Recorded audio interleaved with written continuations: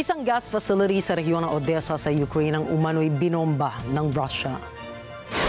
Ayon kay Ukrainian President Volodymyr Zelensky, tinarget ng Russia ang isang gas facility sa rehiyon ng Odessa. Pinahayag niya rin na ang pag-atake ay naglalayong sirain ang paghahanda ng bansa sa nalalapit na taglamig. Nagsisilbi ang pasilidad bilang interconnector na kilala bilang Orlovka na bahagi ng Trans-Balkan Route kung saan dumaraan ang gas papasok sa Ukraine.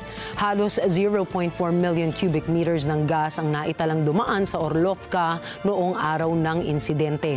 Ngunit hindi matiyak kung tuloy ang operasyon nito dahil hindi pa matukoy kung tuluyang nasira ang nasabing interconnector. Pinahayag naman ni Zelensky na patuloy ang pagsasaayos ng mga pasilidad ng gas at sa pagbabalik ng kuryente at tubig sa mga kabahayan sa rehiyon. Бажаю здоров'я, шановні українці, українки. Кілька важливих речей за цей день.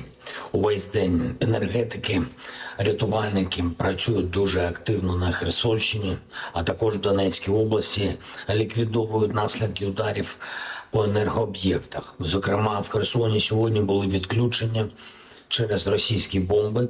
Наші ремонтні бригади роблять все можливе.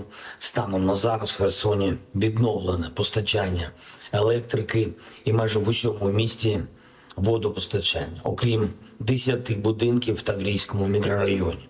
Щодо цих будинків, ремонтні роботи мають завершитись завтра.